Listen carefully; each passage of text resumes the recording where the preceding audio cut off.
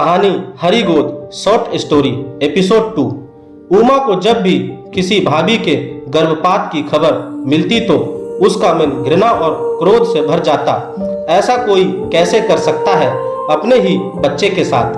मगर जब उसने पहली बार गर्भ धारण किया तो समझ में आया कि बेचारी भाभियों का कोई कसूर नहीं था। संयुक्त परिवार में घर के बड़ों के भीषण दबाव को झेलना कोई बच्चों का खेल नहीं। अच्छे अच्छे चित्त हो जाते हैं, फिर घर में एक लाचार पशु सी बंधी बहू की हैसियत ही क्या है जो अपना विरोध जताकर मुसीबतों को आमंत्रित करे। फिर भी उमा ने हिम्मत नहीं हारी। मनोज प्लीज, ये हमारा पहला बच्चा है, मैं इसे अवश्य जन्म दूंगी। मैं तुम्हारी मनोस्थिति समझता हूँ उमा, ये तुम्हारा ही नहीं मेरा भी बच्चा है।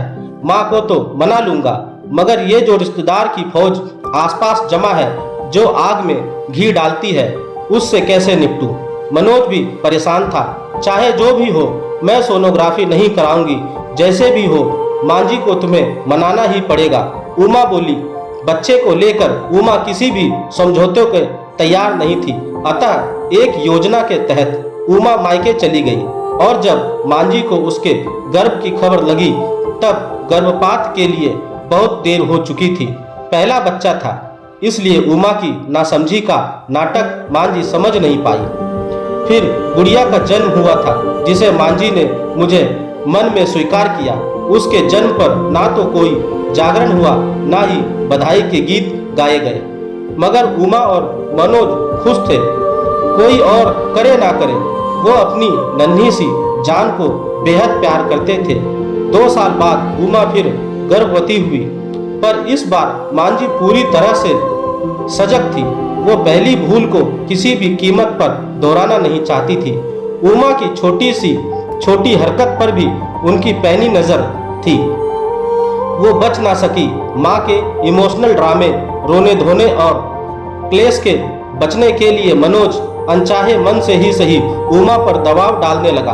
उमा, माँ को हर बार संभालना मेरे लिए असंभव है। पिछली बार हमारी बात रह गई थी, लेकिन इस बार माँ के मन की ही हो जाने दो। घर का तनाव मुझे बर्दाश्त नहीं होता। मैं शांति से जीना चाहता हूँ। घर की हर बात मांझी रो धोकर नमक मिर्च लगाकर ऐसे पूरे कुटुंब में पेश करती कि सबसे नजरें उमा और मनोज की ओर तन जाती। रोज रोज के कलह से बचने के लिए उमा ने भारी मन से परिस्थितियों की समझौता कर लिया था। तब से अब तक 2 बार गर्भ हत्या का देश झेल चुकी थी उमा। फिर से उमा मोड़ पर आ खड़ी हुई थी। आप बीती सोच सोच कर उमा का सिर भारी हो चला। वो रसोई में चाय बनाने चल दी। रसोई में काम वाली बाई सगुन बर्तन धो रही थी। चाय बनाते वक्त उमा को मितली आ गई और वो बाथरूम की ओर भागी। का दीदी, कोई खुशखबरी है का? सगुना उमा की शारीरिक भाषा से समझ गई थी। उमा ने उसे एक नजर देखा पर कुछ न कहा। उमा की चुप्पी को हाँ समझ सगुन ने अपना अंदाजा पक्का मान लिया। चलो अच्छा ही है दीदी, गुड़िया कब तक अकेले खेलेगी? उसे भी तो कोई साथी चाहे, संग खेलन वास्ते। अकेले बच्चे का घर में बिल्कुल जी ना लगे है। अच्छा, तेरे कितने बच्चे हैं? उमा ने चाय छानते हुए पूछा। कित्ते का? बस एक ही बिटिया है मेरी, अब तो सयानी हो गई है, 10वीं में पढ़त है। बताते हुए सगुना का चेहरा गर्व से दमक उठा। क्यों, दूसरा नहीं किया? उसके बाद का बताऊं दीदी, उसके जन्म पर ही इतनी कलेश पड़ गई थी घर में। इसके वक्त धोखे से डॉक्टरी जांच करा दी मेरी। मैं ठहरी अनपढ़ गवार, मुझे तो कुछ पता ना था। छोरी पेट गिराने को पीछे पड़ गए कमीने, मगर मैं तैयार ना हुई। भला बताओ तो दीदी, अगर मेरे माँ बाप मेरे साथ ऐसा करते तो मैं कैसे आती इस दुनिया में? फिर क्या हुआ? उमा उत्सुक थी।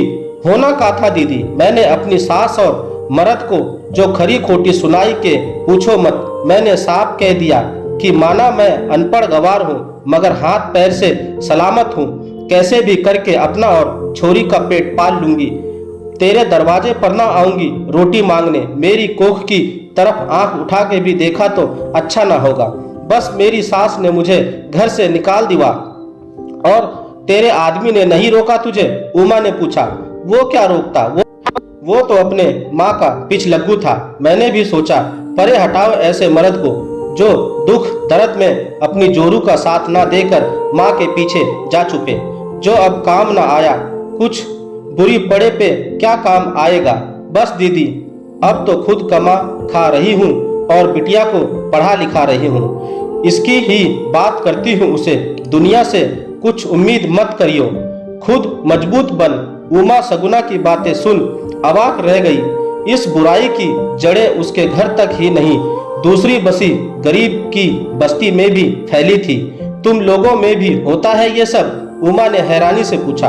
होता क्यों नहीं है दीदी, अब ठहरे गरीब जिस सौदे में सिर पर खर्च आज पड़े वे किस से भगाएगा। खैर जाने दो, अब लोगों में तो ये सब चलता ही रहता है। हम अनपढ़ों में कहाँ इतनी अकल थी छोरा छोरी का भेद ना करें। जिस छोरी की किस्मत भली होगी उसे भगवान आप जैसों के घर भेजे हैं। अपनी गुड़िया को ही देख लो, रानी बनकर राज करे है घर पर। सगुना दर्द भरी आवाज में बोली। सगुना की आखिरी बात उमा के दिल को तीर की तरह भेद गई। उसे क्या पता गुड़िया के अस्तित्व की रक्षा के लिए कितने प्रयत्न करने पड़े थे उसे।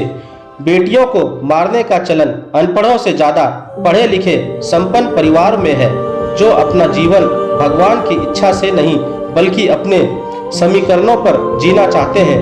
क्योंकि हर तरह से संपन्न परिवार भी लड़की के जन्म को भारी मन से लेता है। पता नहीं वो कौन सी मानसिकता है जो उन्हें अपने ही अंश को नष्ट करने के लिए उकसाती है। उमा चाय लेकर अपने कमरे में आ गई, मगर अब उसे पीने का मन ना हुआ। जो कुछ उसके सामने आने वाला था उसके लिए वो अभी तैयार नहीं थी। सगुना की बातें उसके कानों में अभी भी गूंज रही थी। दिखने में पतली दुबली सीण सी काया वाली सगुना, मगर भीतर कितनी हिम्मत, कितनी साहसी है। एक अनदेखे अनजन्मे बच्चे के लिए एक ही झटके में सब कुछ छोड़ना, समाज की चिंता, ना सिर पर छत की फिक्र, ना पति का मोह। मुझ में क्यों नहीं है इतनी हिम्मत? मैं तो मनोज के बिना रहने की कल्पना भी नहीं कर सकती। मैं तो पढ़ी लिखी होकर भी सगुना के आगे कुछ नहीं। क्या हूँ मैं, एक जीती जागती इंसान या एक खिलौना जिसे चलाने वाला रिमोट कंट्रोल दूसरों के हाथ में है? उमा स्वयं के विचारों में बुरी तरह से उलझी थी। बाहर निकलने का कोई रास्ता नहीं सूझ रहा था। मनोज उठकर अपने दैनिक कार्यों में व्यस्त हो गया। उमा उससे कुछ न कह सकी, पर वो अजीब सी कसमकस में थी।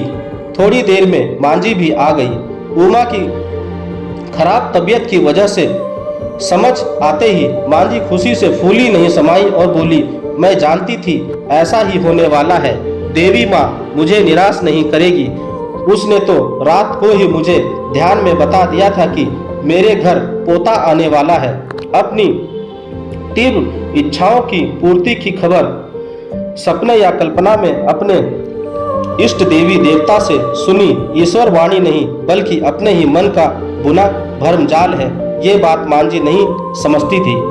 दोस्तों, आपको मेरी यह कहानी कैसी लगी आप मुझे मेरे कमेंट्स बॉक्स में जाकर मुझे बता सकते हैं। और अगर आप मेरे चैनल पर नए हैं तो मेरे चैनल को सब्सक्राइब जरूर करें और बेल आइकन का बटन भी दबा दें। धन्यवाद दोस्तों।